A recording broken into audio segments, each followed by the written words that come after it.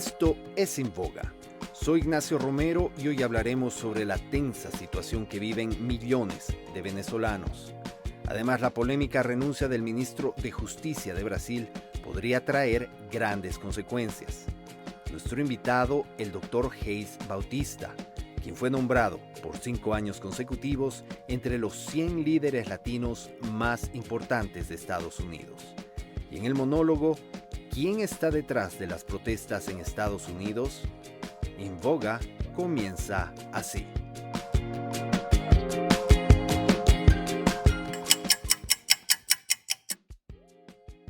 Esta semana la ONU advirtió que en cuestión de meses nuestro planeta podría ser testigo de múltiples situaciones de hambruna de proporciones bíblicas y que es necesario actuar ya para no llegar a ese escenario.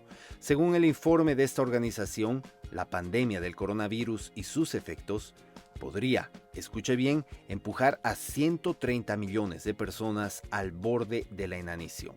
Esto en unas 3 docenas de países, 10 de los cuales ya tienen más de 1 millón de personas al borde de la hambruna. Entre los países afectados podrían estar Afganistán, Etiopía, Yemen, Haití y Venezuela. Este último país, mis amigos, padeciendo un momento extremadamente difícil, con escasez de agua, alimentos, electricidad y suministros médicos, además bajo una inflación vertiginosa. Sumemos a esta tragedia que millones, no miles, repito, millones de venezolanos que una vez huyeron de sus hogares hacia otros países sudamericanos, ahora comienzan el largo y arduo viaje de regreso a su país.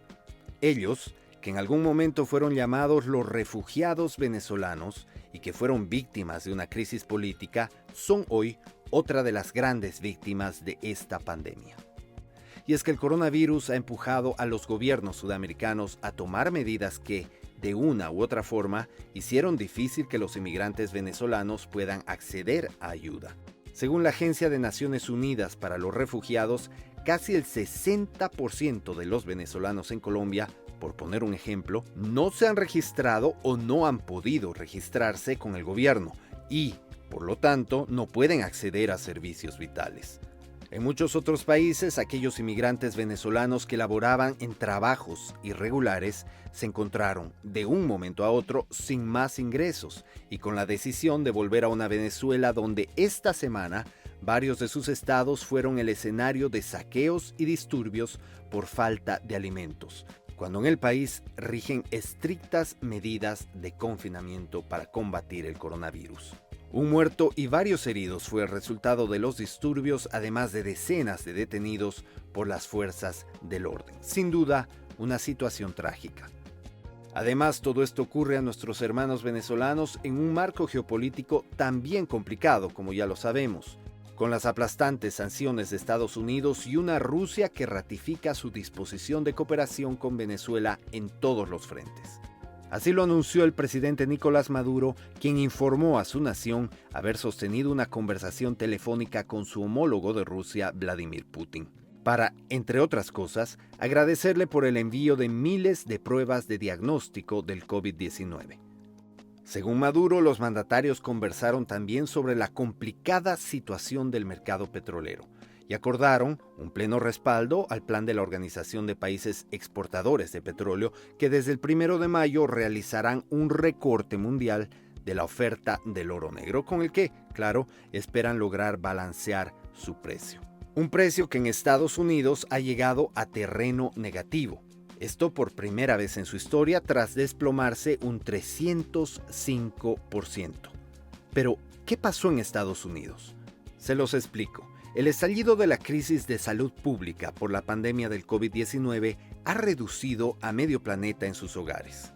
Sin la cantidad de coches en las carreteras ni aviones en los cielos, las economías afectadas por el coronavirus ya no necesitan consumir tanto crudo, por lo que los tanques de reserva estadounidenses se quedaron sin espacio para almacenarlo. De no creerlo, ¿no? Y al no haber la demanda suficiente, los productores no tienen a quién vender esta materia prima y claro, los precios del petróleo se hunden. En este escenario es que el estado de Georgia decidió abrir su economía este pasado viernes, a pesar de una lluvia de críticas, ya que el número de víctimas mortales por COVID-19 en ese estado aún no ha disminuido, es más, va en ascenso. Otros estados como Tennessee y Carolina del Sur podrían seguir estas medidas en los días que vienen. Esto debido a las protestas a nivel nacional para que se reabra la economía. Ahora, ¿quién está detrás de estas protestas? Es lo que expondré en el monólogo en unos minutos. Pero indiscutiblemente hay una tendencia a reabrir la economía.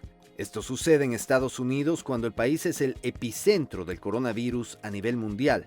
Solo para darles una perspectiva. El número combinado de fallecidos por coronavirus en Italia y España ha llegado esta semana a 49,000 casos. En contraste, solamente en Estados Unidos, la cifra supera las 53,000 personas muertas. Una cifra que, claro, da escalofríos. Al otro lado de la moneda, la economía del país que se ve en picada con un Congreso queriendo rescatarla. Es así que en los pasados días se creó el segundo paquete de alivio económico destinado especialmente a ayudar a negocios pequeños y hospitales. La medida, que ya fue firmada por el presidente Trump, es de $484,000 millones. Trump, arguyendo que una de sus misiones es proteger el trabajo de los estadounidenses, decidió también suspender temporalmente la migración a este país. La nueva orden tendrá una validez de 60 días. Y mis amigos, donde el coronavirus también está dejando obvios efectos negativos en la economía, es en Brasil. La moneda de ese país, el real, se hundió en los pasados días a mínimos históricos frente al dólar, para ser exacto, a un récord de 5,50 reales por dólar. Esto en medio de la polémica renuncia del ministro de Justicia de Brasil, Sérgio Moro. Entre paréntesis, segundo ministro en renunciar en las últimas 2 semanas. ¿Por qué esto es importante? ¿Quién es Sérgio Moro? Pues Moro es quien supervisó la gran investigación de corrupción sobre miles de millones de dólares en sobornos y que terminó con el expresidente Luis Ignacio Lula da Silva en la cárcel. Ahora Moro renuncia acusando al presidente Bolsonaro de entrometerse en los esfuerzos de la Policía Federal para combatir la corrupción. El Tribunal Judicial de ese país está investigando actualmente las actividades nada más y nada menos que de los hijos del presidente Bolsonaro. Las acusaciones que lanza Moro llevan a Brasil a una crisis institucional. Ya se han presentado, por ejemplo, más de 20 solicitudes de impeachment en la Cámara de Diputados. Mientras tanto, Brasil cuenta con más de 4,000 muertos y 26,000 infectados por el coronavirus. El presidente Bolsonaro aboga activamente por abrir la economía y evitar fuertes restricciones. ¿Y quieren escuchar una noticia positiva? Pues yo les quiero contar esta buena noticia. Resulta que las emisiones globales de carbono, terribles para nuestro medio ambiente, se reducirán en un 6%. Esto debido a la disminución de la actividad económica en todo el mundo por efectos del coronavirus. Así lo afirmó la Organización Meteorológica Mundial. Ya dependerá de nosotros, cuando esta pandemia pase, exigirle a nuestros gobernantes tomar medidas para que los niveles de carbono se mantengan bajos. Otra noticia positiva, especialmente para aquellos que están esperando una vacuna contra el nuevo coronavirus. Y es que científicos de la Universidad de Oxford, en el Reino Unido, han realizado su primera prueba en humanos. Fueron 2 voluntarios. Ahora, si los resultados son positivos, la posible vacuna será tratada en otro grupo más grande de voluntarios en los días que vienen. Y es que científicos y médicos están siendo los héroes en estos tiempos difíciles. En el siguiente bloque hablaremos con uno de ellos, el Dr. Geis Bautista, alguien que se ha dedicado por décadas a cambiar positivamente la vida de miles de latinos en Estados Unidos. Ya volvemos, esto es En Voga.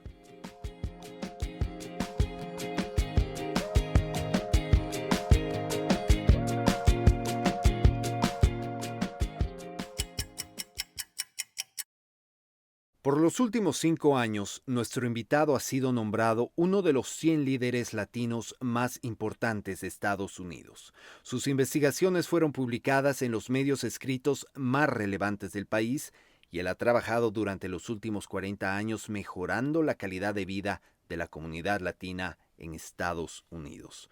Hoy, el doctor y profesor distinguido David Hayes Bautista es el director del Centro para el Estudio de la Salud y la Cultura Latina de la Universidad de California, Los Ángeles. Doctor Hayes Bautista, realmente es un honor tenerlo en el programa. Bienvenido a En Voga. Pues el honor es mío. Doctor, el coronavirus está haciendo estragos en Estados Unidos y los latinos son uno de los grupos más impactados por esta pandemia. En algunas regiones del país nuestra comunidad está siendo infectada y hospitalizada en un índice 3 veces mayor que otros grupos. ¿Nos puede explicar la razón? Sí, claro.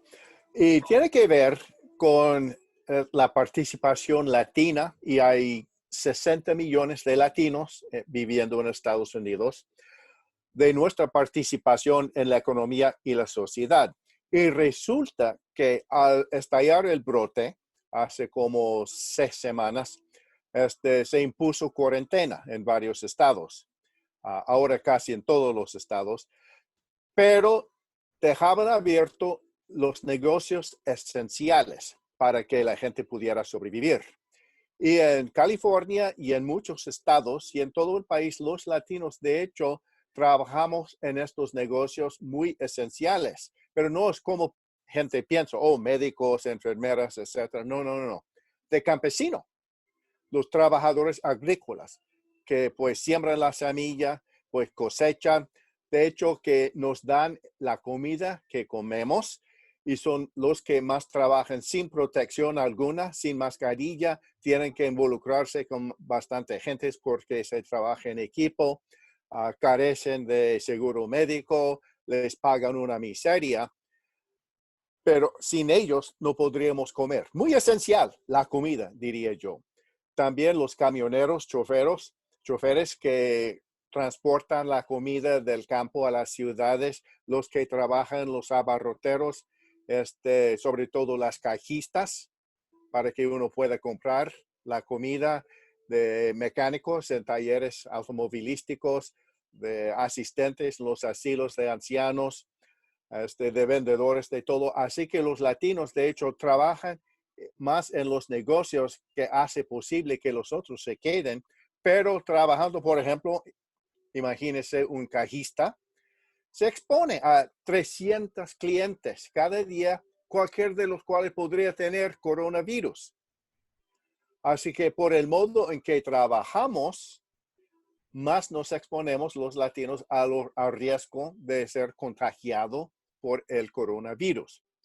Bueno, aparte de eso, también acabamos de dar a conocer hoy en la mañana un reporte de mi centro de UCLA de que aún a pesar de Obamacare, todavía los latinos somos 2 veces más aptos a carecer de seguro médico.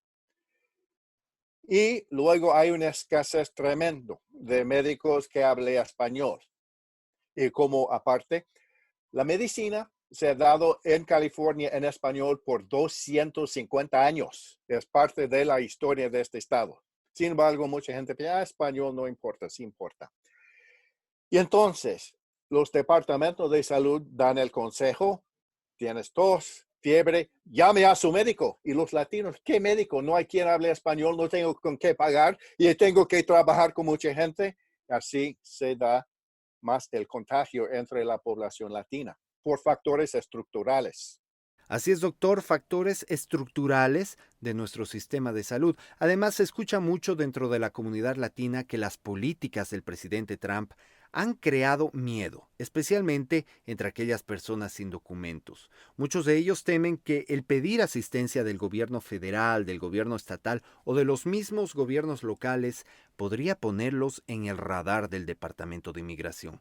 ¿Qué les diría usted a estas personas? Bueno, vamos a comenzar con los mismos campesinos, la mano de obra en los campos, que sin ellos no podríamos comer. De hecho, se les ha designado de trabajadores esenciales. Sin embargo, a riesgo de ser deportado en cualquier instante. Si son tan importantes que no podríamos existir con ellos, pero se podría deportar de día a noche, ¿qué, no tiene sentido eso. No tiene, pero así somos. Así ha desarrollado la situación. La agricultura en Estados Unidos depende de la mano de obra de los inmigrantes latinos. Las empacadoras en el medio oeste, los mataderos, ya les ha tocado, han tenido que cerrar los mataderos por el coronavirus, que ha afectado casi todos los trabajadores y casi todos son inmigrantes latinos, muchos sin documentación. Así que sí, se le echa la culpa a los indocumentados de todo.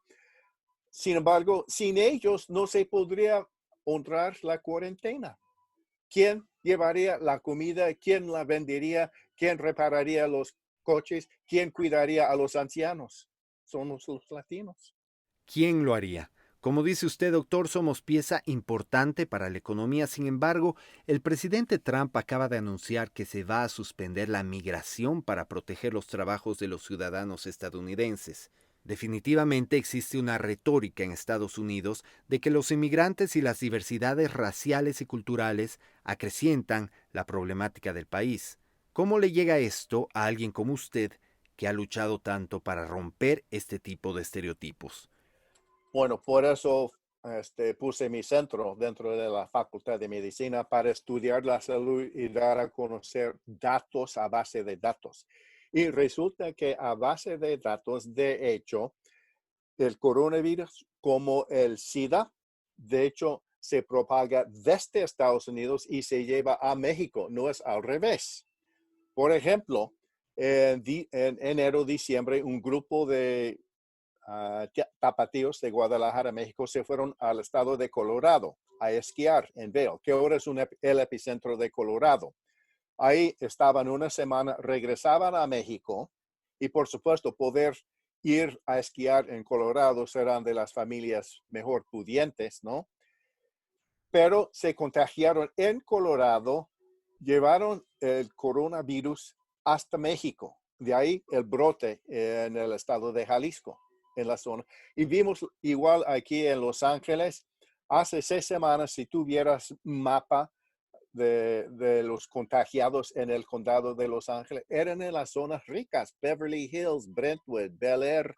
¿Por qué? Porque esas gentes tenían pues el dinero de poder viajar al extranjero, tenía el tiempo, regresaban. Pero sus jardineros, sus cocineros, los nenes, toda la gente latina que los apoyan, ellos se contagiaron y luego se llevaron el contagio a sus hogares. Sin seguro médico, sin acceso a médicos que hablen español, se duplica el problema. Metiéndonos a fondo en el tema del coronavirus, me interesa particularmente su opinión como doctor sobre esta medicina que el presidente Trump ha promovido tan intensamente como la salvación del coronavirus, la hidroxicloroquina, una droga usada comúnmente para prevenir la malaria. ¿Qué nos dice? Científicamente, esta medicina se utiliza para cierto propósito. Él cree, sin que haya pruebas aleatorias, sin que haya evidencias, que se utilice. Porque de hecho, se darán cuenta, de repente ya no lo menciona, porque corre el riesgo de ser demandado, porque de hecho no es una medicina de maravilla. Tal vez tenga algo que ver, pero hasta que se haga la prueba, hasta que haya evidencia que se haya revisado por otros investigadores, nada más es una idea, podría falsa, podría ser cierta, pero no sabemos. De hecho, no sabemos a ciencia cierta que tenga algo que ver o no.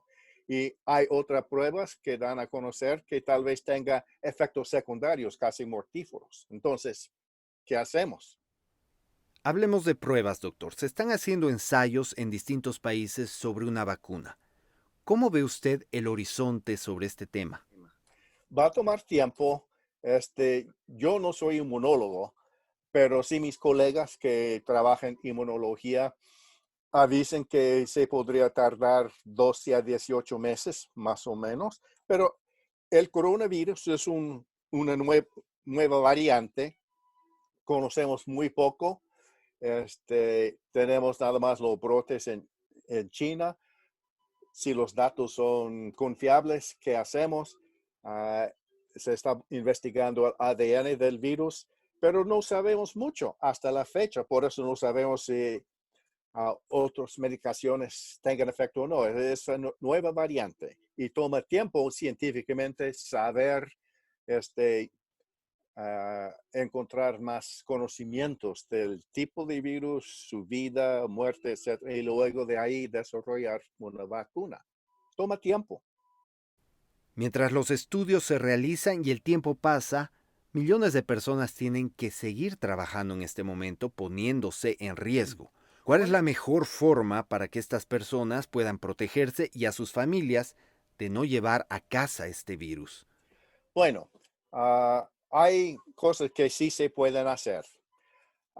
Por ejemplo, aquí en los hospitales, los médicos, las enfermeras ya saben que van a entrar en contacto con gentes que pueden contagiar, se ponen su protección, mascarillas, anteojos y todo. El problema es que un campesino que se va a poder poner donde hay protección, está en el campo. Pero lo mejor que se podría hacer es, en primer lugar, llevar mascarilla. Ahora, ¿por qué una mascarilla? Y ahí vemos la diferencia entre la sociedad civil anglosajona y la latina. En la sociedad anglosajona, llevo una mascarilla para protegerme de usted. Usted me puede contagiar. Voy a protegerme.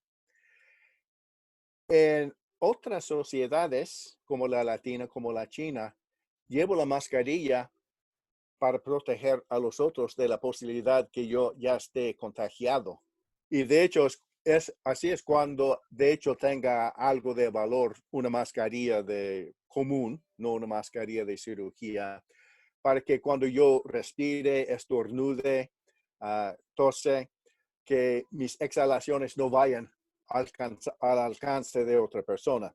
A eso es lo mejor, porque a menos que sea una mascarilla muy especial, de hecho, un virus y microbio podría penetrar la fábrica, pero como que el virus o los microbios en otros tipos se salen en las exhalaciones, en la respiración que exhalamos. Entonces la mascarilla a mí me tapa la boca para que yo no contagie a otra persona. La distancia social, cuando menos, uh, sobre todo, yo sugeriría a una cajista uh, que regresando a la noche, primero sacar la ropa y lavársela antes de entrar. Bueno, cambiar de ropa antes de entrar y lavársela para el día siguiente. Doctor, hay que dejarlo claro, usted es una eminencia en investigación sobre salud, especialmente en cuanto a la comunidad latina se refiere. En base a sus estudios, ¿qué le podría decir a los latinos de Estados Unidos, del Caribe, de Centro y Suramérica, a la gente de España sobre el coronavirus? ¿Qué cree usted que es importante que la población sepa en este momento? Yo creo que lo más importante que la gente sepa, que estemos aquí en Estados Unidos o en México o en el Ecuador, es que hay que exigir un robusto sistema de salud pública y acceso universal a atención médica. Aquí en Estados Unidos no lo tenemos. De hecho, antes de Obamacare había 55 millones de americanos sin seguro médico. Y en aquella época casi 40% de los latinos también carecían de seguro médico porque trabajaban en pequeñas empresas que no podían ofrecer. No hay seguro público. Mientras que los países con los cuales competimos, Reino Unido, Japón, Alemania, Italia, todos los países desarrollados tienen cobertura universal para todos. En Reino Unido hasta un sistema de salud. Alemania es cobertura de seguro médico. Todos los países.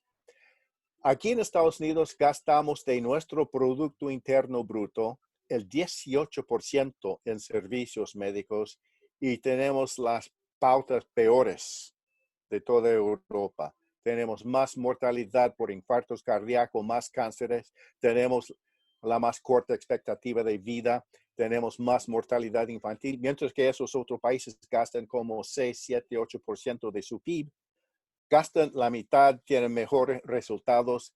Yo no veo que sea imposible que hubiera o cobertura universal o un sistema universal. Los otros países lo logran.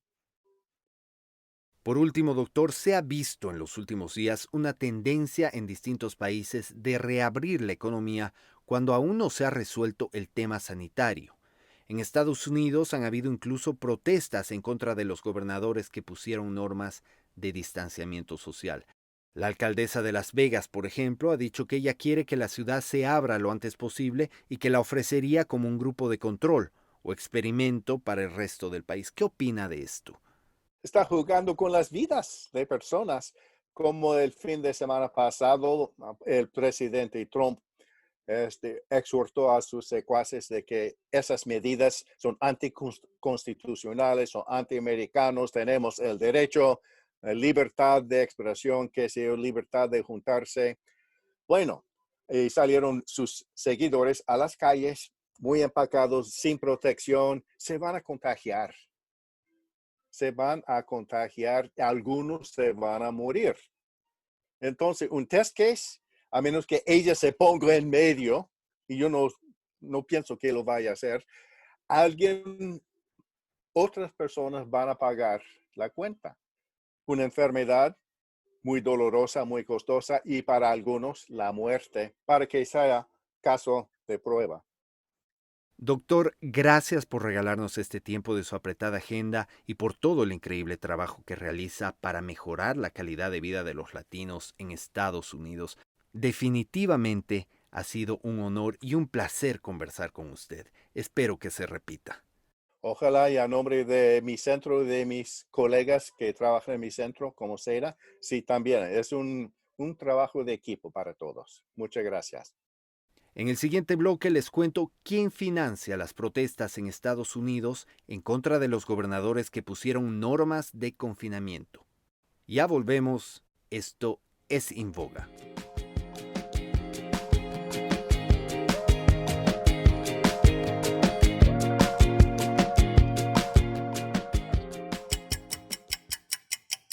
El lunes 13 de abril, un grupo de manifestantes sorprendió a Estados Unidos. Ellos protestaron en Columbus, Ohio, demandando que el gobernador Mike DeWine, quien puso estrictas medidas de distanciamiento social por el coronavirus, reabra la economía del estado. Al día siguiente, en Carolina del Norte, otra protesta ocurrió, esta vez con tono más dramático. Algunos de los manifestantes gritaban a los policías: "Ustedes son la Gestapo". Hubieron detenidos.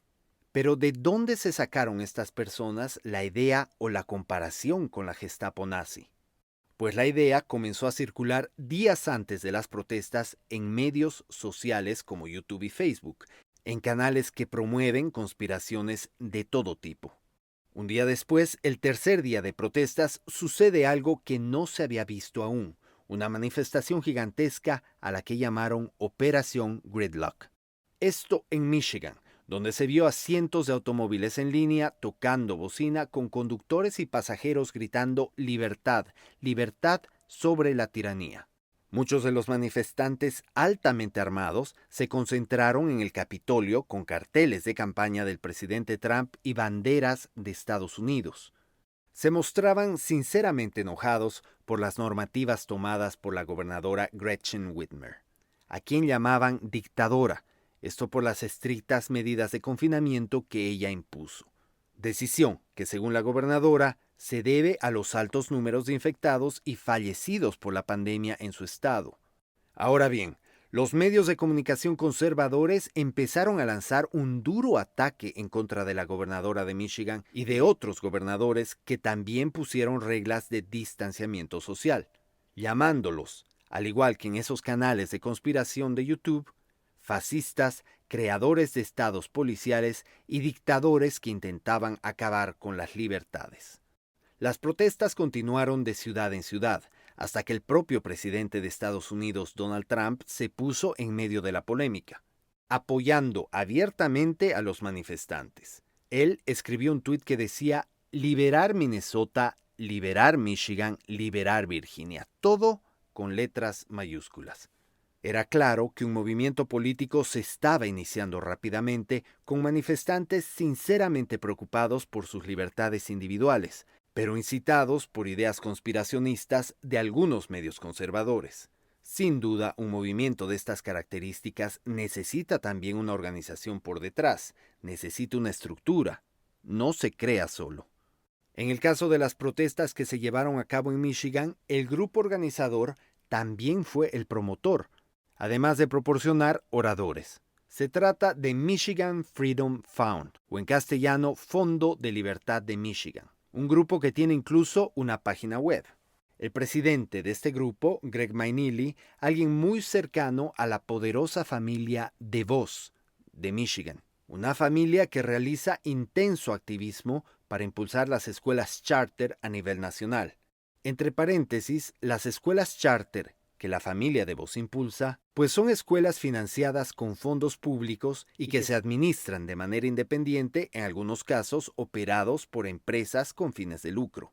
Bien, ahora que estamos al día sobre qué son las escuelas charter y qué familia poderosa las impulsa, hay que mencionar que un importante miembro de la familia DeVos, Betsy DeVos, es ministra, nada más y nada menos que de Educación, un cargo para el que fue nombrada ni bien Donald Trump asumió la presidencia. La conexión entre la Casa Blanca y la protesta en contra de la gobernadora demócrata de Michigan parece ser obvia. Claro, Greg McNeely, el presidente de la organización que realizó esta protesta, dice no haber coordinado para nada ni con la Casa Blanca ni con la familia DeVos, y que su evento era local. Sin embargo, el lenguaje que se usó, las palabras que se emplearon en los anuncios de Facebook para esta y otras protestas alrededor del país, fue exactamente el mismo, lo que advierte cierta coordinación. Ahora bien, un día antes de la manifestación en Michigan, el 14 de abril, un no muy popular show político de YouTube entrevista a Stephen Moore. Y esto es importante. ¿Quién es Stephen Moore? Moore es un activista conservador de muchos años de experiencia y cuyo nombre estaba entre los potenciales nominados de Donald Trump para ser parte de la Junta de la Reserva Federal de los Estados Unidos. Moore es además un asesor económico externo del presidente Trump. En este programa en el que Moore se presentó, él dijo estar trabajando con un grupo para organizar otra protesta en Wisconsin, donde se exigiría abrir la economía. Él dijo también tener un importante donante de dinero que le prometió que pagaría las fianzas y honorarios legales de quien sea que sea arrestado durante la protesta. Moore dijo a la audiencia: este es un gran tiempo para desobediencia social. La pregunta es, ¿a qué poderoso le interesa la desobediencia social en contra de gobernadores demócratas? ¿Quién es el donante de Moore? Muchos días antes, Moore también trabajaba intensamente con otros grupos, esta vez para poner presión a la Casa Blanca y así abrir la economía lo antes posible. La respuesta de la Casa Blanca fue nombrar a Moore miembro de una comisión del gobierno para reabrir la economía. Dos de esos grupos con los que él trabajaba y que influyeron en Trump para la contratación de Moore son Freedom Works y ALEC. Ambos grupos años atrás jugaron un rol importante en el famoso movimiento del Tea Party, un movimiento conservador que consiguió gran acogida y que se oponía enérgicamente al rescate financiero que realizó Obama cuando la economía estadounidense se vino abajo. Freedom Works, uno de los grupos, fue fundado con dinero de los famosos hermanos Koch, multimillonarios estadounidenses que hicieron su dinero en la industria del petróleo. Industria sin muchos ingresos en este momento por las medidas de cuarentena en Estados Unidos. El grupo Freedom Works ha estado directamente organizando estas protestas para reabrir la economía. Ahora bien, cuando hablábamos de las protestas dijimos que hubieron detenidos y que había la promesa de algún millonario de pagar por las fianzas y honorarios legales. Pues Michael Best, un gigantesco bufete de abogados, salió a la defensa de arrestados en una de las protestas. Esta es una firma que tiene lazos muy estrechos con la Casa Blanca. El presidente de esta firma es el abogado Reince Priebus, jefe de gabinete de la Casa Blanca en el primer año de gobierno del presidente Trump. Priebus fue también presidente del Comité Nacional Republicano. Michael Best, la compañía que Priebus dirige, emplea a un abogado que está asesorando a la organización Trump para rechazar las solicitudes del Congreso de los Estados Unidos que intentan recaudar la información de impuestos de esta organización. Este poderoso bufete de abogados también cuenta con otro empleado, que en este momento es el consejero especial de la campaña de reelección de Donald Trump. La información que acaban de escuchar no pinta un cuadro completo de la historia, pero definitivamente nos dirige al centro de la trama. En un momento en el que Estados Unidos ha perdido más de 50,000 almas durante la peor pandemia de nuestra generación, existe una filosofía motivada por el dinero y el poder, que crea y promueve ideas conspiracionistas, que difunde la desinformación sobre temas científicos, que empuja a la desobediencia civil en contra de sus enemigos políticos, que intenta dividir a la sociedad y que busca salvar la mayor cantidad posible de dólares, no para todos, no para los que más necesitan, sino para ellos, sin importar cuántas personas más tengan que morir por esta pandemia. Los invito a dejarnos sus comentarios, preguntas y sugerencias en mis cuentas de Facebook, Instagram, Twitter y YouTube en @IgnacioRomeroTV. Gracias a todos ustedes por ser la mejor parte de Inboga. Soy Ignacio Romero.